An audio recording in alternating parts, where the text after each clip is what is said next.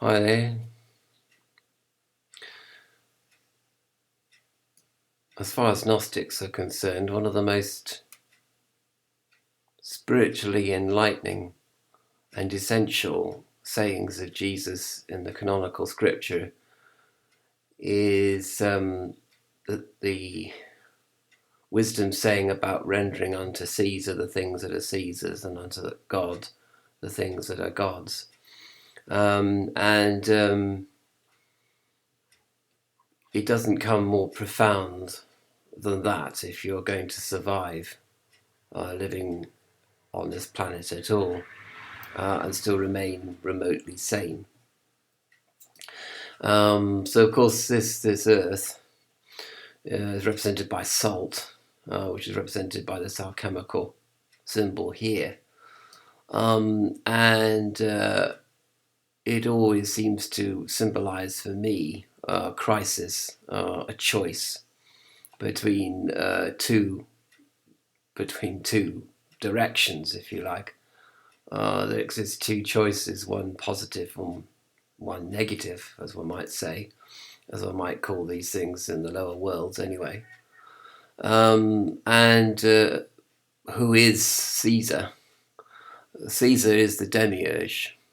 Caesar is the tarot card, the emperor, represented by alchemical sulfur, symbolized by this triangle with a cross underneath it. And it represents harsh judgment, or the realities of life, the scarcities of life, the human condition, as it were, the condition of physics, the condition of the second law of thermodynamics. All these pertain, and they are sealed in law. And apart from certain miraculous interventions by the Holy Spirit, cannot be and will not be changed.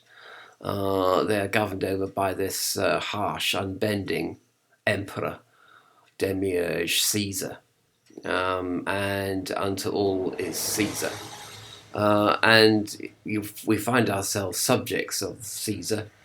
We are the slave races of the elite, represented by the ancient Romans, I suppose, the senators, and the senators administer the law in an unbending fashion according to rule books and algorithms and according to what their training at the MBA level represents. The business algorithms as business things that cannot be changed, the way that all the things have always been done.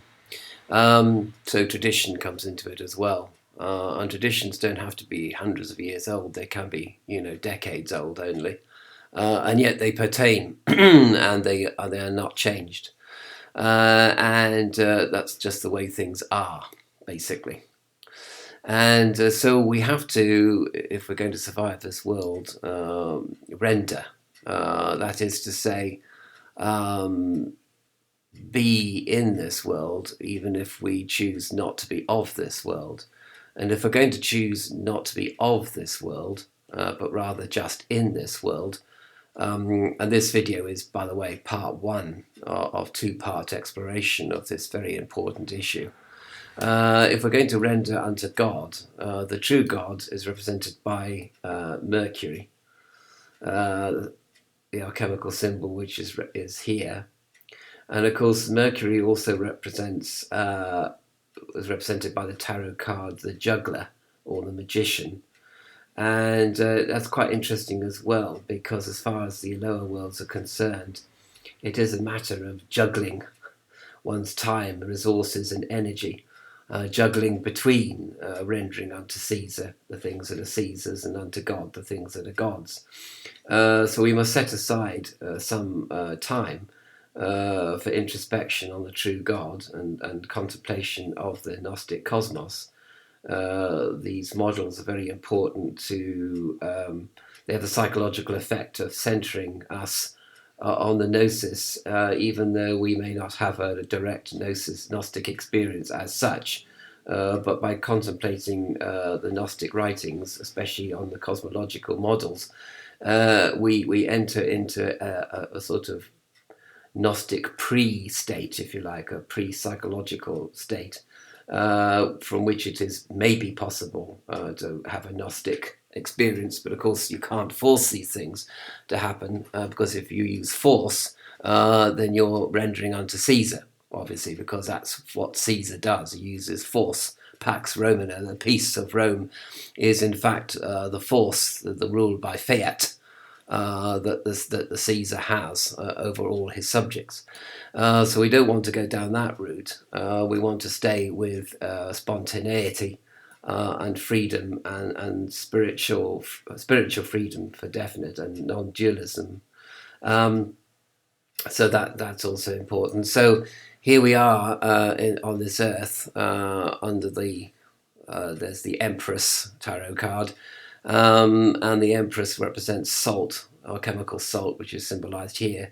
And whilst there is the bounteous earth, she is not really the same as the High Priestess, which is represented with the tarot card, which represents the camel, the traveller from the lower worlds to the higher worlds, which the High Priestess represents. But the Empress is a sort of a kind of willing partaker, if you like. The Empress will hold down the subjects whilst they are beaten, sort of thing.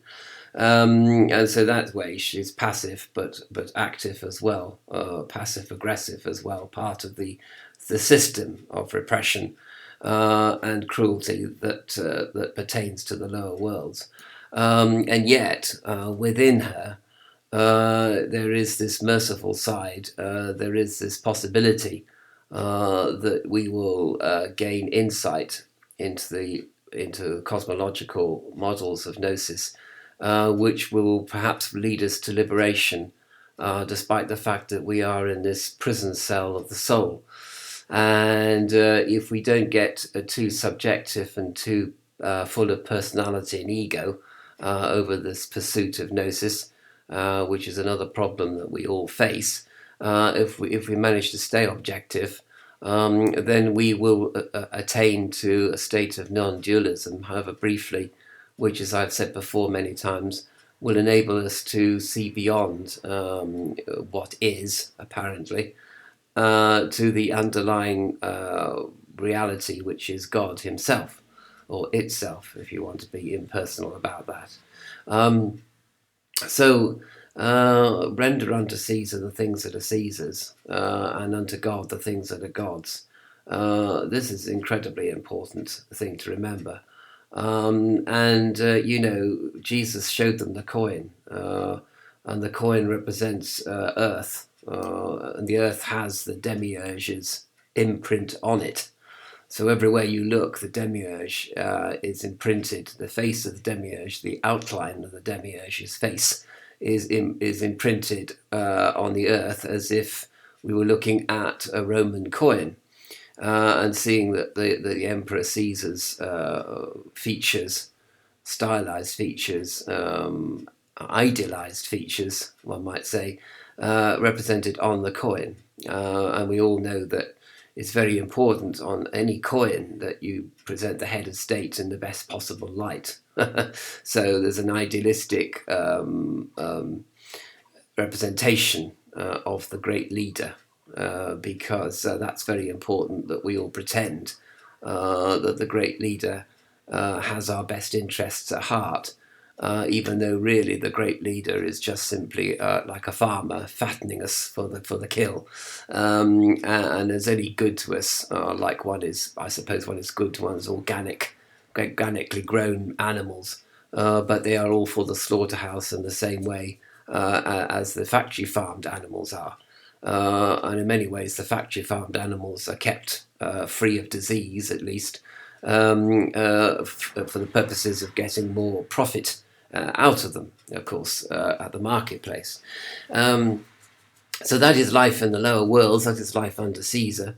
It's a very different life to what life could be, or will be, or would be, if it was ruled over by the true God, but the true God wouldn't rule over anything. And just as we see in the juggler, that universes are juggled, that worlds are juggled in his hands, so the true God is shown not so much as a ruler, but as a juggler, as a magician, as a person that changes our perspective on life. I mean, I know magicians misdirect our perspective and our perception in order to perform their tricks. But the magician in this case is no trickster as such. Although you could argue that the idea of imprisoning the demiurge in this material world was originally a trick, according to the Zoroastrian point of view. So, of course, the trickster motif does come into it, that the devil is trapped in this world as a trick, basically, to finally destroy him. And that was the only way that you possibly could destroy the demiurge, the devil, was by tricking him into coming into this world, where even though he imprisons us, he is himself imprisoned as he imprisons, and that to his final destruction, leads to his final end, according to the Zoroastrian point of view and the view of Mani, I suppose, as well. So anyway, this is part one of this little brief survey of rendering, the idea of rendering unto Caesar and rendering unto God. But of course, there's great care has to be taken that you don't become of the world, that you merely stay in the world but aloof from the world. And I suppose in part two, I'll have a look at the of how this might be accomplished without detriment to yourself or to others, which is also an important factor to bear in mind when thinking about this rendering as well. It's a complicated issue, actually, and a complicated interpretation that arises from such a simple statement by Jesus. And of course, he was asked about this issue because I suppose people wanted to test out to see whether he was a revolutionary, whether he wanted to overthrow Caesar and overthrow Caesar's rule in Palestine.